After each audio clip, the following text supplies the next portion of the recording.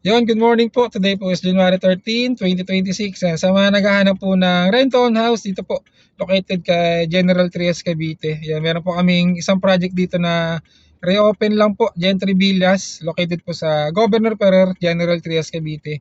Kung kayo po ay nag-work pa Maynila, medyo malapit-lapit na po ang biyahe natin dito via Cavitex. Ang lot area po natin dito is 36 square meter, tapos sa floor po is 42 square meter.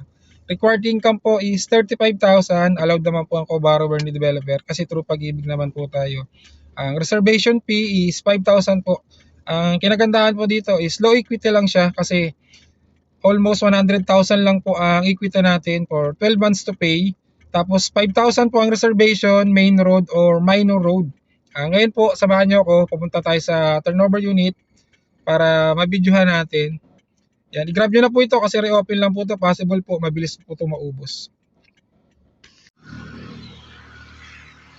Yan yung mga ginagawang unit na po yan. Kasama po yan sa mga available sa inventory natin.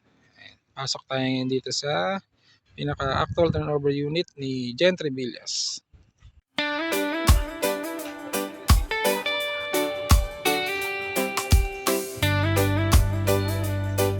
Ayan nga dito space natin sa harap. Kasi ito po is patuwingan. Gentry Villas po is basic turnover po. Basic turnover po is naka-white paint. Pagod ka na ba sa upa? Tapos naka-steel door na tayo.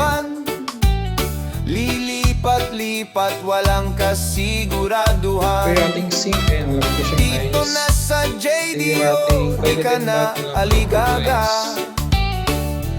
May sariling sa project na to, abot kaya pa. Pangarap mo, service area. tira. Bakit pa rin po siya. Abot ng kamay, condo man o house and lot. Panalo ang buhay dahil dito sa JDO Group. Secure kayo at home patrol. Araw-araw mas banatag Kaya nakatanong tayo sa second floor para makita po dito sa natin. JDO, sigurado. Basic turnover, wala pa po siyang binili. Tapos wala pa partition po red. Wala pa pong kisame. As kung napapansin niyo po, si Gentry Villas pang turnover niya is hindi siya naka-full sliding window. Yung front po, naka-sliding window. Pangarap mo sa likod, di dala na sila. panaginip. Pwede nyo naman po siyang papalitan May pag na-turnover na po sa inyo yung sa syudad o bahay sa probinsya.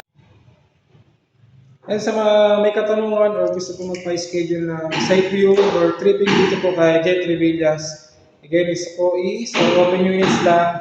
Kaya possible, mabilis siya maubos kasi napakababa na talaga ng equity niya. As low as 100,000 lang tapos 1 year to pay pa. And message nyo na lang po ako, lalagay ko na lang po yung aking contact number. Bye.